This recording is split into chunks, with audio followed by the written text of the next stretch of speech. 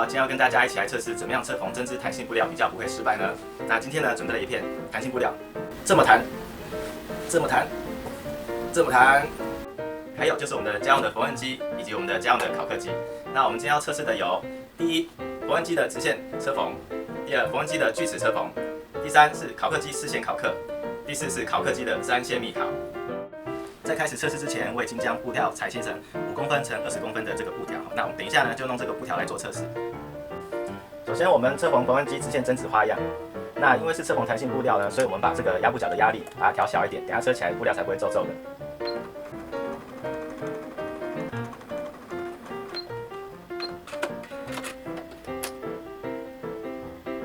那接下来我们测试锯齿缝花样。以这台缝纫机来说呢，大概就是花样5或6。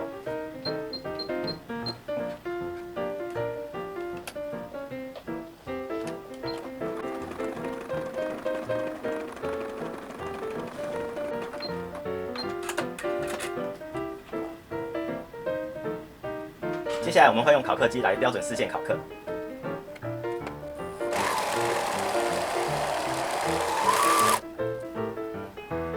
那最后呢，我们会用3线密烤。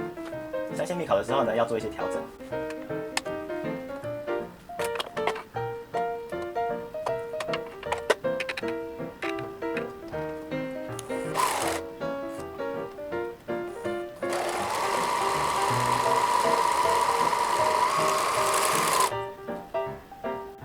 好的，4种车缝都完成了，接下来就是 PK 的时间到了。首先呢，我们量一下这个车缝直线的，它可以被拉多长呢？大概是25公分。接下来我们量车缝锯齿缝的，它可以被拉到将近32公分。那接下来呢，是我们这个烤刻机4线烤刻的，它居然可以被拉到36公分哦。最后是我们3线密烤的。它也可以被拉到36公分。好，那大家知道为什么会这样子吗？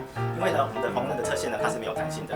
但是呢，当我们在车弹性布料的时候，经过缝纫机来车缝，它是用上线跟下线去打结的方式呢，去构筑这个布料。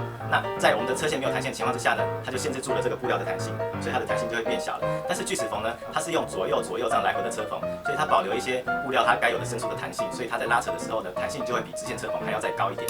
那为什么烤刻机它可以保有这么大的弹性呢？因为它是经过3线或者是4线的交叉编织，它并没有做打结的动作，所以它在布料的纤维里面呢，更保有更多的这个拉伸的这个弹性，所以它的弹性就会比缝纫机车缝过的还要来得大。那这个就是为什么我们会需要烤刻机，当我们要车缝弹性布料的时候，是这个原因的。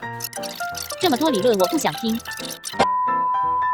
好的，那以下呢，最后就是我们的结论，请看。好的，以下就是我们的测试结论。如果您要车缝弹性布料，又想要布料能够保有弹性，缝纫机最好使用锯齿缝花样，或者是直接使用烤刻机，这样您的布料就可以保有较佳的弹性咯。好的，以上就是车缝针织弹性布料的测试影片。有任何关于缝纫的疑问，欢迎在底下留言。如果喜欢我们影片的话，请帮我按赞及分享，按下小铃铛，可以在第一时间收到关于缝纫机的资讯。谢谢你的收看，下支影片再见了，拜拜。